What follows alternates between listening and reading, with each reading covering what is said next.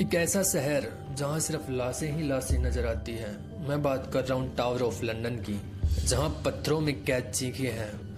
London शहर की रोशनी जब रात के अंधेरे में डूबने लगती है, तब टेमस नदी के किनारे खड़ा एक काला साया और गहरा हो जाता है। यह कोई आम इमारत नहीं है, यह है टावर ऑफ लंदन, एक ऐसी जगह जहाँ इतिहास सिर्फ लिखा नहीं गया बल्कि जिंदा दफनाया गया है।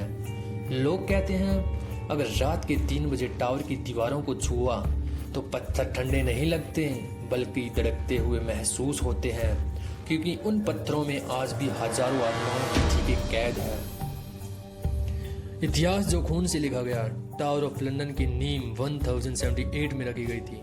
शुरुआत में यह एक राजमहल था, लेकिन धीरे धीरे यह बन गया एक जेल, एक यातनागर और अंत में मौत का इंतजार करने की जगह। यहाँ कैद किए गए लोग कोई आम आदमी नहीं थे।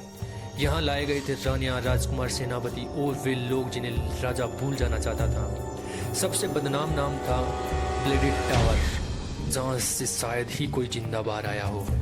2 मासूम राजकुमार।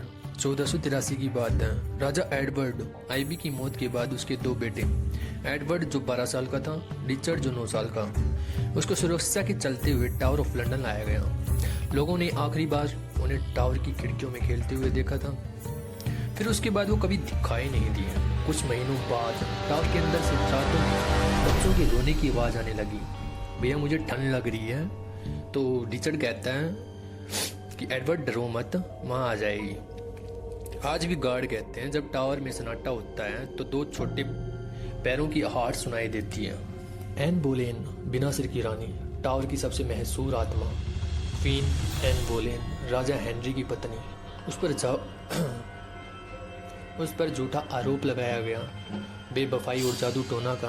1536 में टावर के आंगन में उसका सिर धड़क से अलग कर दिया गया। लेकिन कहानी यहीं ख़त्म नहीं होती। कई गार्ड्स ने दावा किया है उन्होंने एक रात सफ़ेद गाउन में चलते हुए रानी को देखा है। उसके हाथ में उसका अपना कटा हुआ सिर था। जब वह वापस आती है तो उसकी आंखें सीधी आत्मा में झांकती है, और जो देख ले वह कई रातों तक सो नहीं पाता था। रात का पहरेदार जो अब बदल दिया गया था। बात है 2023 की। एक नया नाइट गार्ड, डैनियल हावर्ड। उसे इतिहास पर यकीन नहीं था। भूत प्रेत बकवास को हंसकर कहता था। पहली रात तो बिल्कुल सामान्य थी।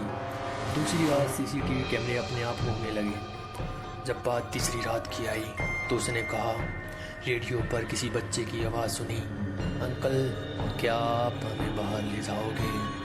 डैनियल पसीने से भीग गया।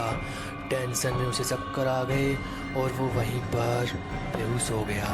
वो कमरा जो मैप में कभी नहीं था। चौथी रात की बात है।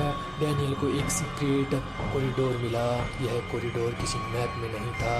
अंदर एक छोटा सा कमरा था। दीवारों पे खरोंचे, खून के निशान और ज़मीन पर लिखा था, वी आर स्टिल हेयर। तभी दरवाज़ा अपने आप बंद हो गया। अंधेरे में किसी ने फुसफुसाया, तुम भी यहीं रहोगे क्या?